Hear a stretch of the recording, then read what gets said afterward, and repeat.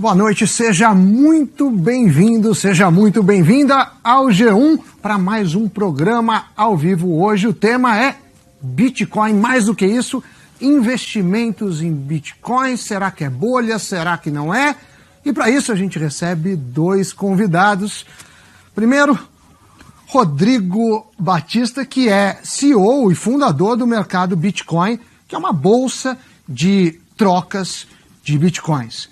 E também recebemos o Leonardo Siqueira de Lima, economista, fundador do Terraço Econômico.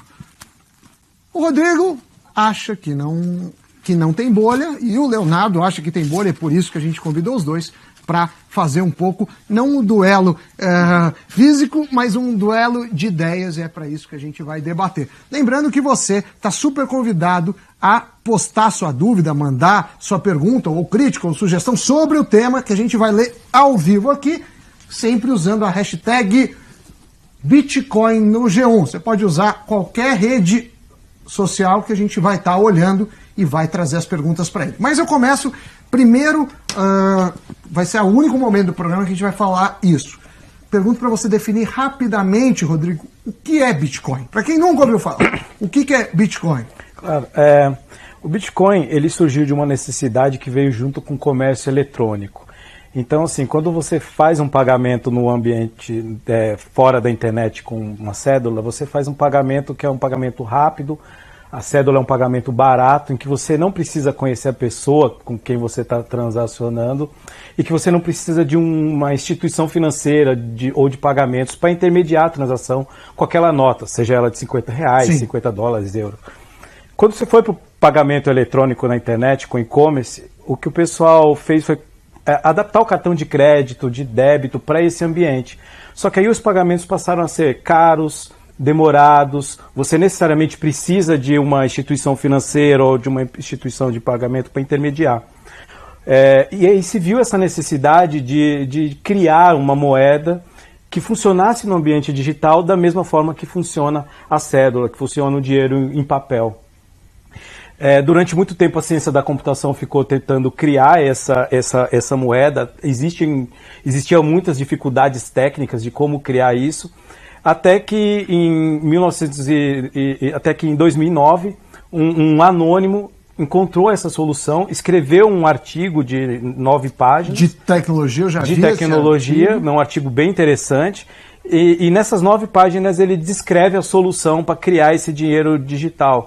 Então a necessidade desse dinheiro veio ali no começo do comércio eletrônico, ali por volta de 95, e ele só foi criado de verdade ali por volta de 2009. Então a gente tem aí quase 15 anos entre a necessidade e a criação. Então o Bitcoin é a primeira moeda que funciona na internet, da mesma forma que a nota funciona no dia a dia. É a primeira, mas tem várias outras, né? São mais de 1000 moedas com características parecidas. Vale dizer que, apesar de eu ter pedido essa introdução para o Rodrigo, a ideia não é discutir a tecnologia, até porque acho que ninguém acredita que a tecnologia do Bitcoin não seja inovadora. Isso é bem estabelecido, é super inovador. O que a gente está aqui é para falar de preços e se a bolha de investimentos. E aí, Leonardo, obrigado também a presença dos dois.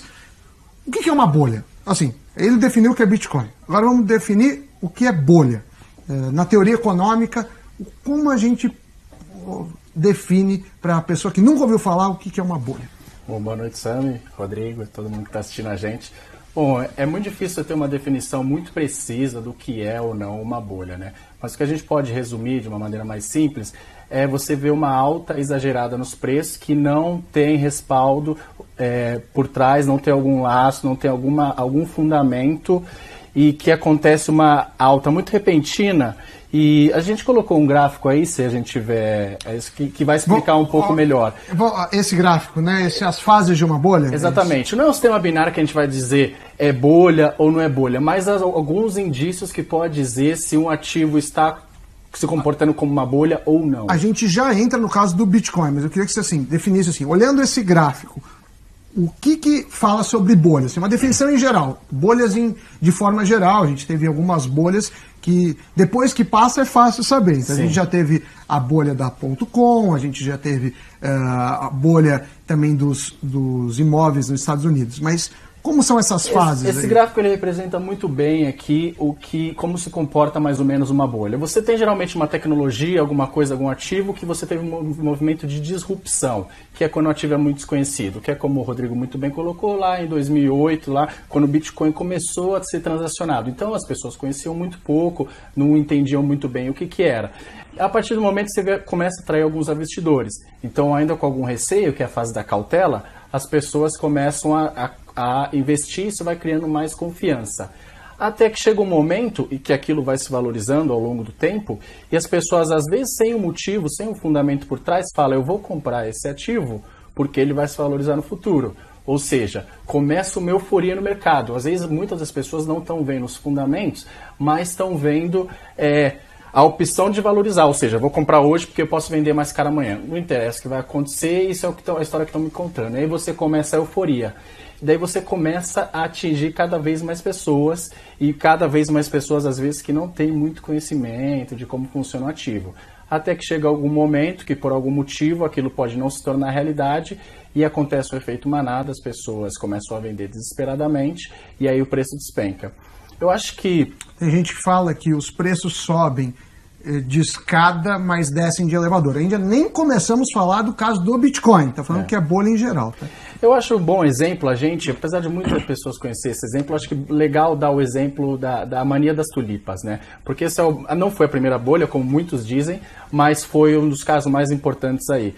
Porque esse exemplo ilustra bem como que se forma mais ou menos. O que acontecia aqui em 1500, mais ou menos, na Holanda, a tulipa chegou na Holanda, não é original de lá, e aí algumas tiveram um problema de fungo e que essas tulipas que tinham esse fungo tinham uma coloração diferente. Por algum motivo, alguém comprou, achou bonito, a outra pessoa também comprou, achou bonito, e algumas pessoas viram a oportunidade de investimento e falaram, isso está se valorizando muito. Então, as pessoas começaram a comprar e a transacionar esse bem. Aí, as tulipas foram se valorizando até o momento em que, às vezes, as tulipas valiam muito mais do que uma casa, né? O que acontece? A tulipa demora muito para florescer. Então, começou um momento que as pessoas começaram a se comprometer a vender a tulipa que nem sequer tinha existido. O mercado futuro de tulipa. Exatamente. Falou, eu vou me comprometer a comprar ou a vender para você daqui 7 anos. Até que chegou um momento que uma tulipa valia mais que uma casa.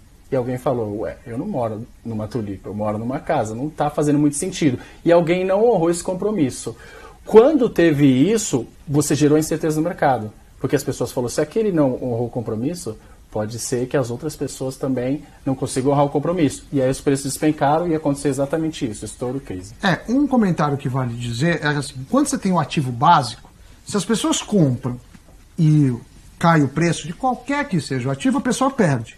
O problema começa quando você tem compromisso futuro. Por exemplo, quando você vendeu a tulipa, que o Leonardo está falando, e você ainda não tem a tulipa para entregar. Isso aconteceu muito, gerando problemas, inclusive, na crise recente de 2009, porque as pessoas estavam vendendo e comprando casas e ainda não tinham sido pagas. Nesse sentido, o Bitcoin começou agora, Rodrigo, aí a pergunta para você, o mercado futuro dele. Mas antes de você falar do mercado futuro, eu queria que você fizesse uma evolução dos preços. A gente tem um gráfico de evolução dos preços, eu vou pôr para o pessoal aí da edição. Se você puder falar um resumo de como você conheceu o Bitcoin, do que você viu de investimento, e aí depois a gente entra já no caso, por que você acha que não é bolha. Depois eu vou perguntar para o Léo o contrário. Sim. Bom, eu trabalhava com tecnologia em instituições financeiras aqui do Brasil, e aí conheci o Bitcoin em uma revista científica, de divulgação científica em 2011. Super interessante. Super interessante. E aí eu me interessei, demorei um tempo para entender a tecnologia. Estava valendo centavos lá. Exato, nessa época estava na casa dos 2, 4 dólares ali. Um pouquinho depois de janeiro de 2011. E aí eu me interessei, comecei a instalar os programas, os softwares do Bitcoin, fazer compras e vendas em sites que existiam no exterior, coisas de pequeno de 50 dólares, 100 dólares, que na época dava aí dezenas de Bitcoin com 100 dólares. E aí eu me interessei. Esse primeiro, ali em abril de 2013 que a gente está vendo ali, Foi quando, nessa época eu já negociava mais. Foi, vamos dizer assim, o primeiro boom que teve no Bitcoin. Teve um outro que não está aí, na verdade, que foi um boom em que ele saiu de nada para $30, assim, só que $30 hoje é tão insignificante que é uma questão de não escala aparece. do gráfico, Exato, né? Ele tá né? aí, mas não dá para ver não direito. Não dá para ver. E aí, assim, a gente teve a primeira discussão de bolha, a primeira vez que eu tive que defender que o Bitcoin não era uma bolha, aconteceu em novembro de 2013. Que é quando esse preço quando bateu o preço passou de $1.000 pela primeira vez. $1.000, todos esses preços estão em dólares, a gente precisa Exato. lembrar. E aí chegou a 2015 a 280, né? Caiu 5 vezes. Exato. Perderam muito dinheiro. E aí, qual foi seu argumento na época e se ele ainda vale hoje? Porque alguém vai falar, poxa, tem cara de uma subida, se a gente olha, é impressionante essa subida. Então, qual o seu argumento central para que a pessoa fale, não, isso não é uma bolha, o que te convence? O meu principal argumento é que se você pensar no Bitcoin como uma tecnologia única, e aí ele é uma tecnologia que ele é um dinheiro digital, ele é hoje muito usado como reserva de valor, ele pode ser também visto como uma forma de dinheiro que você pode programar, assim como a internet você pode programar comunicações, mensagens, agora você tem uma forma de programar dinheiro. Então ele é uma tecnologia que é difícil até de definir o que é. A gente chama de dinheiro digital, dinheiro virtual, mas ele é muito mais que isso. E aí, quando a gente compara ele como tecnologia a outras tecnologias relevantes, revolucionárias, a gente tem até um gráfico, tem um gráfico, por exemplo, na verdade é um gráfico que eu pedi para pôr, que você preparou para a gente. Exato. É o gráfico. Aí ele compara, por exemplo, o Bitcoin, a Apple, ao Google, a empresas que de fato criaram inovações e mudaram a vida das pessoas. E se você pegar o preço de todas as moedas Bitcoin, você pode. E ele tem uma característica que. O que quer dizer o preço de todas as moedas Bitcoin? O Bitcoin ele tem uma característica bem incomum, que ele é limitado. Sim, o número de unidades, 21 milhões de unidades, hoje existe cerca de 17 milhões emitidas no mercado. Então, se você pegar essas 17 milhões que existem no mercado e multiplicar pelo preço, você pode interpretar cada uma como se fosse um pedaço ou uma ação mesmo. Sim, de um algo maior, de um todo maior. E aí a gente chega que o Bitcoin vale hoje está um pouco mais que 170 bilhões de dólares, quase 200, cerca de 200 bilhões de dólares. E quando a gente compara com outras tecnologias inovadoras, empresas inovadoras, a gente vê que a Apple, por exemplo, está no caminho de chegar de ser a primeira empresa a chegar na casa do $1 trilhão. De $1 trilhão, né? Está com 867. Ela já chegou ali na casa do 900, e aí teve variações. Então, o Bitcoin, ele sendo tudo isso, se ele de fato for tudo isso que eu acho que ele é mais relevante que todas essas empresas. E a sua aposta de preço? Porque assim, você acha relevante, mas você está comparando o preço. Vamos voltar naquele gráfico de preço, por gentileza? E aí você está, a 50 centavos, você fala, não, valia mais que isso, a 139, a 1.000, a 200, a 6.000, agora bateu hoje 12 mil. Uhum. Qual é o limite para você? Assim, você, Rodrigo, que acredita no Bitcoin, qual que teria que ser o preço dele em quanto tempo?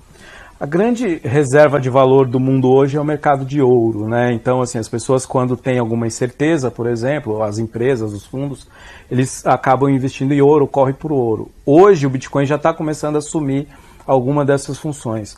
O mercado de ouro, ele é um mercado estimado de 8 trilhões de dólares globalmente.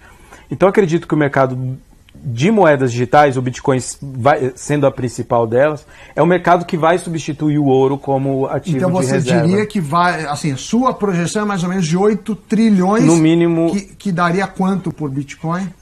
Vamos supor 10 trilhões, a gente está arredondando 20 milhões de unidades, a gente está falando de $500 mil uma unidade de Bitcoin. Hoje está 12, então ainda pode subir muito. Se eu tiver certo, eu acho que eu acho que esse gráfico aqui que a gente está achando um absurdo vai ficar proporcionalmente igual aquele lá na linha do tempo. Eu acredito que entre 5 e 10 anos. 5 e 10 anos. Agora, vamos para o Leonardo.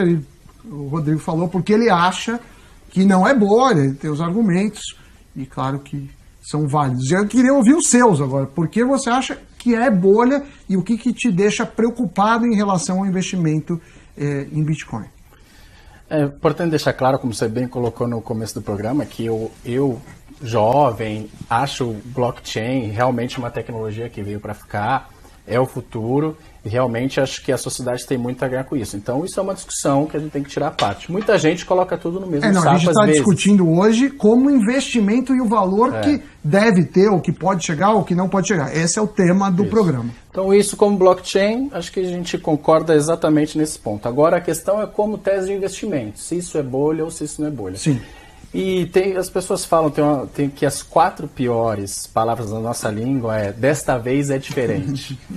Então as pessoas olham a crise da mania das tulipas, as pessoas olham a bolha do .com, olham a subprime e falam, não, mas o Bitcoin desta vez é diferente. Será que é diferente? Eu não tenho tanta certeza. Tem um gráfico aí que você que Exatamente. preparou. Esse gráfico aqui, ele compara o preço de todas as bolhas, aí desde o início que o ativo começou a ser transacionado até o auge e despencou. Você tem aqui na linha azul a tecnologia, né? Ou seja, desde 1900... Quando você fala tecnologia, são a bolha.com, seria? Na verdade, a bolha das empresas de tecnologia, a Tech Bubble, né? Você tem Bitcoin, você tem a do mercado imobiliário desde 2000, e você tem também a biotecnologia, que foi um pouquinho menor, mas também foi uma bolha. Como você vê, elas atingiram ali o pico mais ou menos em 1.500 dias, e depois disso elas despencaram. Mas assim, quando a gente olha o Bitcoin, é uma subida muito diferente das outras, né? Exatamente, e essa é a minha primeira pergunta. Será que essa alta é sustentável? Será que isso realmente não vai ter fim? Porque o que acontece é muito engraçado, na bolha das .com, eles falam que os taxistas, além de levar as pessoas para os lugares, eles davam dica de investimento. Isso nos Estados Unidos. Nos Estados Unidos. Compre esse IPO, compre essa empresa. Ou seja, as pessoas, às vezes, que não tinham, não tem muito conhecimento no ativo, acabavam dando um monte de dica, e esse é o maior sinal de que não, as pessoas estão entrando só porque eu acho que se vai valorizar. Então, pode ser que isso não aconteça. E uma coisa muito interessante que ele falou é que a gente está falando do Bitcoin, se é bolha ou se não é bolha. Realmente, acho que as projeções do Rodrigo, se ele for explicar, tem os fundamentos dele, mas é uma coisa que a gente tem que deixar claro é que tem mais de 1.000 moedas digitais. E eu não sei se vai ser o Bitcoin que vai ser escolhido como meio de troca entre as outras. É engraçado que naquele gráfico que ele colocou, avaliando as empresas, não tinha o Orkut ali. Por que não tinha o Orkut? Porque geralmente Vamos pôr aquele gráfico só para lembrar as pessoas, por gentileza. Você vai ver que tem o Facebook, mas o Orkut foi a primeira rede social, mais ou menos, e que não se consagrou, não foi a vencedora. O Orkut faliu, porque de um momento para outro as pessoas falaram, não gosto mais, saí. Ou seja, esse preço do Bitcoin que hoje está $12.000, em real, R$48.000 mais ou menos, por algum motivo que eu não sei qual, que eu não consigo prever o futuro, as pessoas podem falar, o Bitcoin é bom, mas tem outra moeda alternativa que vai corrigir algumas falhas. Então, vamos mudar toda para ela. E aí o preço do Bitcoin pode simplesmente cair absurdamente. Eu perguntei para o Rodrigo quanto tempo, ele falou de 5 a 10 anos, para chegar a $500 mil. Aí eu pergunto para você, se é bolha, e aí tem até uma pergunta aqui do internauta, que é o Lucas Eduardo Maia, que pergunta, quando a bolha vai estourar? Já que é bolha, porque também, se estourar daqui a 5 anos, eu posso ganhar dinheiro durante 5 anos. Pô, essa pergunta é de $1 milhão, né? Mas realmente, isso depende muito em qual fase da bolha você está. Você pode estar numa bolha que ainda vai se expandir, então ainda você vai ter uma expansão muito grande e a bolha depois você vai ter uma crise, ou você pode realmente já estar no máximo e aí depois você vai ter, a bolha vai explodir, etc. Eu não tenho a pretensão de dizer se a bolha vai expandir, vai estourar hoje ou amanhã. O que eu acho é que essa alta pode não ser muito sustentável e que você tem várias outras moedas competindo. O que eu posso garantir é que a partir do momento que isso acontecer, é obviamente muito rápido, porque tem um efeito manada grande, como aconteceu em todas as Mas outras se você bolhas. fosse estimar, você falaria, é um mês, é um ano, são 2 anos, tem alguma... É um chute, de qualquer forma, porque ninguém... Só dá para discutir se tem bolha ou não, porque a gente não sabe, senão não teria discussão nenhuma, era olhar o passado. Realmente, de novo, essa é uma pergunta muito difícil. Vou voltar para o Rodrigo. E lembrando você que nos assiste, assim como o Lucas perguntou agora, você pode usar a hashtag Bitcoin no G1 e fazer sua pergunta, que eu estou de olho aqui.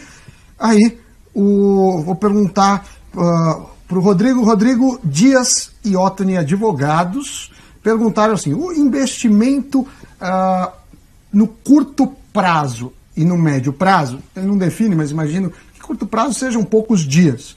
Ele compensa os riscos, assim, porque varia muito o preço. Sim. As próprias corretoras, como é o caso do mercado Bitcoin, cobram uma margem, né? Sim. Então, qual que é a estratégia para quem quer investir em Bitcoin? Tá. É ir comprando e vendendo, é comprar e esquecer? O que você sugere? Tudo isso que eu falei aqui até agora foi pensando no longo prazo. Então, no desenvolvimento da tecnologia no longo prazo e o que eu acredito que vai acontecer no longo prazo. Mas assim, o Bitcoin, investir em Bitcoin usar o Bitcoin como investimento é algo que tem um risco alto. Ele é uma tecnologia inovadora, mas é nova.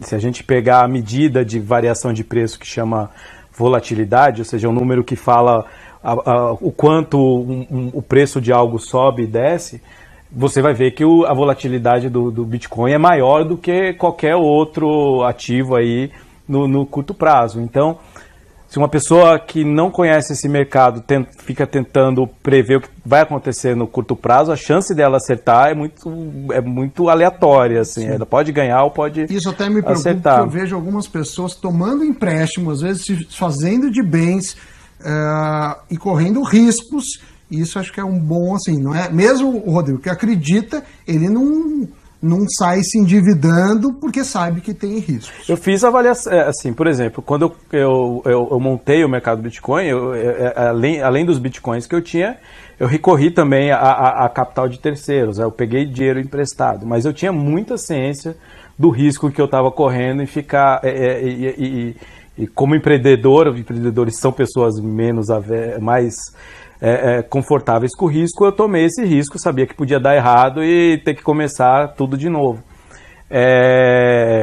Mas eu acredito assim, que uma pessoa que não tenha estudado, que não saiba muito bem os riscos e não saiba muito bem o que essa tecnologia envolve, o que faz movimentar o preço dela, assim como teve essa notícia da CME, uma das maiores bolsas do mundo, falando que vai exatamente a Bolsa de Chicago, que negocia volumes absurdos de derivativos no mundo.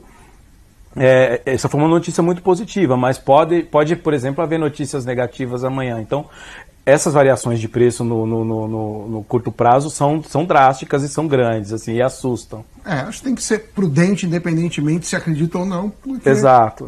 O futuro, somente em finanças, qualquer lugar está escrito o retorno passado não garante retorno futuro. Agora vamos para o Leonardo Clayton BZ. Pergunta se o Bitcoin, ou a gente pode até ampliar para moedas virtuais de uma forma geral, corre o risco de acabar com o dinheiro impresso, o dinheiro, diríamos, dos países, sim ou não, e por quê?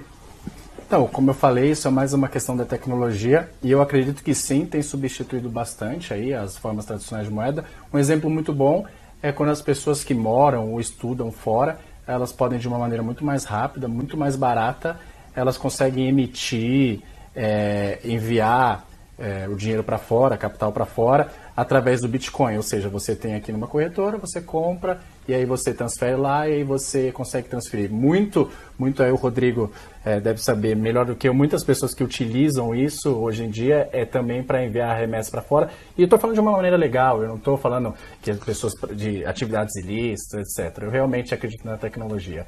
Mas muitas pessoas utilizam porque às vezes eu vou numa casa de câmbio, eles vão me cobrar uma taxa alta, vai ser demorado e às vezes o Bitcoin consegue fazer isso de uma maneira muito mais rápida. Então, com certeza você tem o Bitcoin cada vez mais caminhando aí para ser utilizado como meio de troca, e isso é super benéfico para a economia. Rodrigo, Guilherme Matos pergunta, quais os principais fatores que... Vamos falar desse ano, que subiu muito esse ano, né, o Bitcoin. Sim. Começou o ano com quanto? Você tem de cabeça? Começou em reais em torno de R$3.500. R$3.500 e hoje está valendo mais de 45 mil. O que levou a essa valorização? Ele fala que países liberando, são sites, é aceitação da moeda. Na sua opinião, assim, o que a gente vê aqui, ó, se a gente pegar de março, R$1.000, agora já $1.000 já passa de 12 mil. Isso foi um dado de hoje, né? A gente tinha esse gráfico data 4, dia 4. Então, só para a gente explicar porque não está com o dado no momento. E nem dá, né? Porque o Bitcoin não para. Sim. O que houve foi assim, foi um ano em que o Bitcoin começou a se institucionalizar, vamos dizer assim. Então ele começou a sair do ambiente de curiosos de tecnologia e de investimento exótico a tomar uma cara mais institucional. Então a gente começou o ano, por exemplo, com a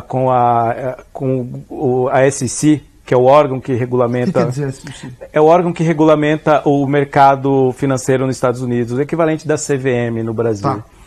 Eles, por exemplo, ficaram durante algumas semanas discutindo se ia lançar um produto com preço, se autorizar um produto com preço atrelado ao Bitcoin. No final, esse produto foi negado, é um produto chamado ETF. Mas o que aconteceu é que ele virou notícia durante muito tempo e aí mais pessoas passaram a conhecê-lo. E aí a gente teve notícias positivas, como o Japão, o governo japonês passou a regular o Bitcoin como uma forma de pagamento legítima dentro do mercado japonês e também ele ditou algumas diretrizes para as empresas como a minha, como o mercado Bitcoin, por exemplo, operarem. Então ele trouxe para o consumidor uma garantia institucional. Isso tem uma pergunta, eu já passo para o Léo, mas tem uma pergunta que tem exatamente a ver com isso. Assim, um governo pode proibir a negociação do Bitcoin? Você tem o caso da China. Sim. Queria que você falasse assim, então eu comprei Bitcoin, se eles resolvem, é ilegal, não pode abrir empresa disso, o que pode acontecer no caso desse? No caso da China, foi proibida a negociação, as bolsas de Bitcoin tiveram que fechar, mas da forma que o Bitcoin funciona, ele é uma rede descentralizada, muito parecida com aquelas redes de compartilhamento de arquivos, de músicas e filmes.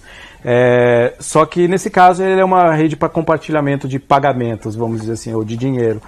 E assim, mesmo com a proibição, as pessoas continuam usando na China e continuam movimentando bitcoins lá, então isso acabou não tendo um impacto de curto prazo no preço, mas o preço voltou e não significou uma cessão ou uma parada do uso de Bitcoin na China. Então, você diria então que é impossível proibir? É muito difícil para um governo proibir. É praticamente impossível para um governo proibir. Ele proíbe uma empresa de funcionar, mas as pessoas, se ele for um dinheiro melhor, se ele for uma tecnologia melhor, como acontece no caso da China, da Venezuela, do Zimbábue, as pessoas vão usá-lo, simplesmente porque ele é melhor. Aí, Leonardo, o João Moraes, ele fala assim, se todo mundo resolve vender, o que acontece e sacar dinheiro? Existe esse dinheiro? Não? Assim, como que, se é uma bolha, como desenvolve esse estouro da bolha, né? Qual que é o processo disso? Interessante é que, diferente de um banco você tem mais dinheiro circulando na economia do que de fato ele tem. Então, realmente, se você tem uma crise aí, todo mundo decidir sacar o dinheiro, nenhum banco, você quebra o banco. Isso. Né? Não quebra porque as pessoas confiam que ele tem o poder de gastar. Isso, de fato, não acontece com o Bitcoin. Realmente, não é uma moeda que você tem alavancagem, etc. O que vai acontecer a partir de agora, e é o que também me preocupa um pouco, são os futuros que as pessoas podem operar. Explica um pouco o que é futuro. A pessoa ela se compromete a comprar e vender aquilo no mercado futuro. Que talvez um produto que ela ainda não tenha. Exatamente. Como aconteceu lá nas tulipas, ela nem tinha a tulipa e ela se comprometia a comprar e a vender. E aí você consegue operar você não precisa ter o valor total do ativo, você pode ter só uma parte daquilo que eles falam, chamado de margem. Aí você começa a operar alavancado, aí que tem o problema, porque realmente você tem amplificações, efeitos muito maiores do que se você tivesse só no mercado spot, que eles chamam de mercado presente agora. Falando nisso, Rodrigo, essa semana começou a negociação na Bolsa de Mercadorias de Chicago e o Bitcoin subiu o preço. Você vê esses derivativos, esse mercado futuro, como uma ajuda ou você acha que aumenta o risco de Bitcoin? Até que ponto isso estimula o preço e até que ponto isso estimula o risco? Tá. Começa no dia 18, né, a negociação lá, não começou ainda. Foi ainda. Agora anunciado. Anunciaram então, que começa no dia 18. Mas começou agora. Não começou ainda. Eu acho que vai ser uma experiência bem interessante. O mercado tem subido, né? Exato, o mercado tem achar assim. O que está acontecendo a gente teve as três grandes bolsas americanas, então a Bolsa de Chicago, a Nasdaq, que é uma bolsa de tecnologia, e uma chamada CBOE, que é uma bolsa de produtos mais avançados, as três falaram que vão começar a negociar produtos com preço vinculado ao Bitcoin. Então isso trouxe basicamente a chancela do maior mercado financeiro do mundo para a tecnologia. Então agora virou uma loucura das pessoas comprando por conta disso. O que eu acredito é que vai ter no curto prazo, vai ter sim muita variação de preço por conta disso. O mercado de moedas digitais ele é diferente, porque ele acontece 24 horas por dia, todos os dias do ano, não tem parada, por exemplo. Então, mas essas bolsas, elas operam no modelo antigo ainda, que no melhor caso, que é o da CME, ela para uma hora. Exato, mas você tem uma questão diferente aí de não ter fins de semana, essas coisas, que vai trazer aí algumas novidades para esse mercado. Então eu estou bem curioso, eu ainda não tenho uma opinião formada se isso vai ser bom ou ruim, porque eu ainda estou processando qual pode ser o impacto. Leonardo, a gente já teve alguns casos de ganhadores do Prêmio Nobel de Economia falarem do Bitcoin. O último foi o Stiglitz, que não só falou que é bolha, como deveria ser banido. Nem sei como que vai banir, porque pelo visto não é possível.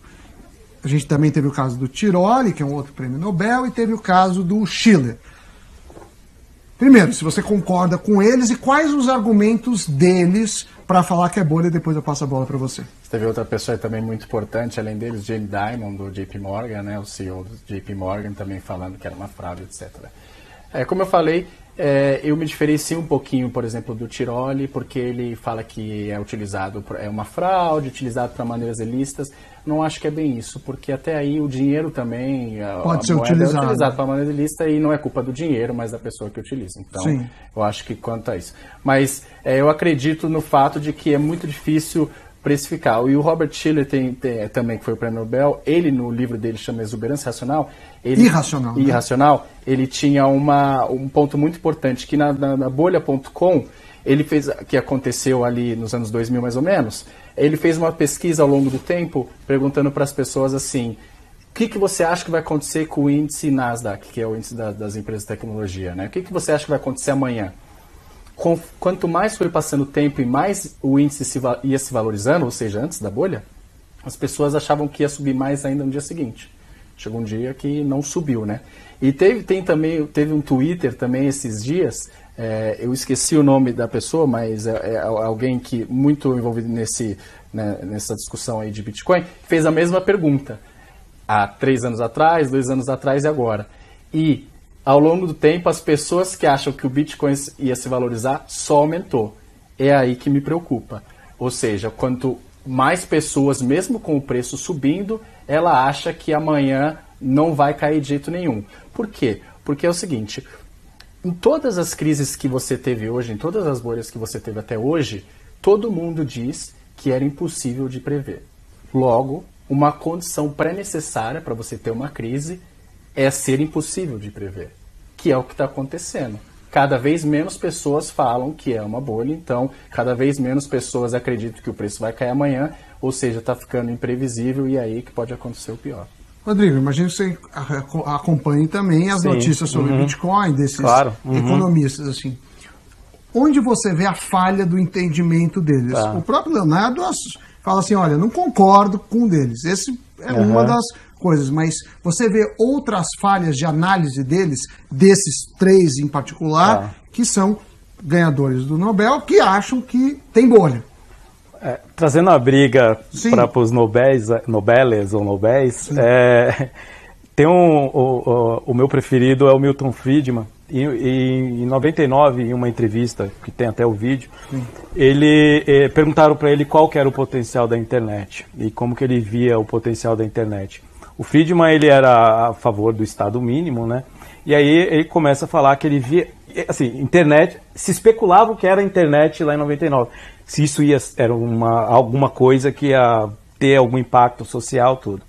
E nessa entrevista o Friedman começa falando que ele vê que a internet era uma grande ferramenta para trazer o poder para as pessoas e tirar poder do Estado, e ele via nisso um potencial muito grande. Nesse ponto eu acho que ele acertou. Na segunda parte da resposta dele, ele fala assim, o que está faltando na internet é uma forma de uma pessoa pagar a outra de maneira anônima, e às vezes elas nem vão saber quem está pagando quem e como esse dinheiro está trafegando. O Friedman já falava isso em 99. Nem existia o Bitcoin, também não estava se referindo ao Bitcoin. Exato, mas a necessidade já existia há 10 anos antes, essa é uma entrevista de 99, 10 anos antes da criação do Bitcoin. Então, o que eu acho é que essa necessidade finalmente foi atendida. Ela ainda, o Bitcoin, ele é de, assim, a questão de compreendê-lo tecnicamente, economicamente, ele inova demais em muitas áreas da economia.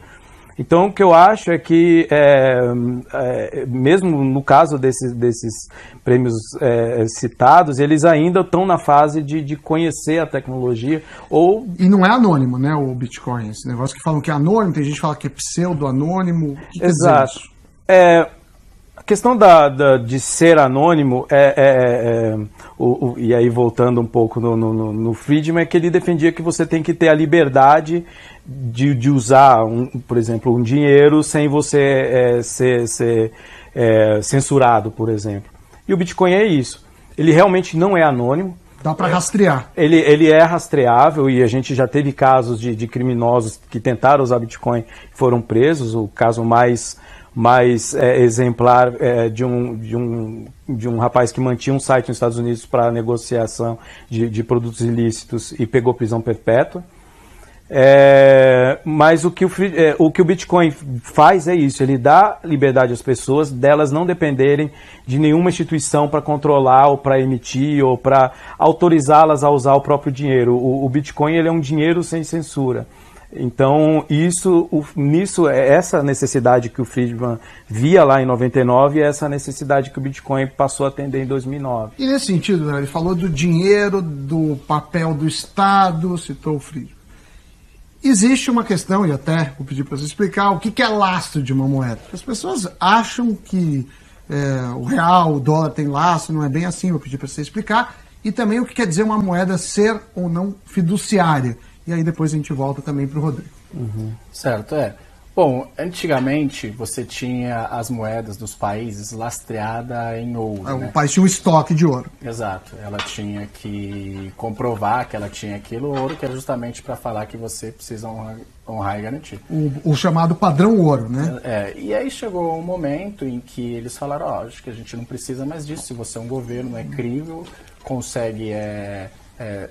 se compromete a pagar o que está escrito numa moeda de dólar, de real, que seja, então a gente precisa. E aí você não tem mais esse lastro, que passou a ter uma moeda fiduciária. Então quer dizer, lastro já ninguém mais tem. Não. E o que é fiduciário? Por exemplo, o real é fiduciário? Sim, na verdade uma moeda fiduciária é quando um governo, quando você tem uma nota de real, nada mais que não é falsa, nada mais é o governo dizendo, me comprometo a pagar 5, 10, 20 ou 100 reais nessa nota aqui que tá, né? As pessoas têm que aceitar, e essa é uma moeda fiduciária, né?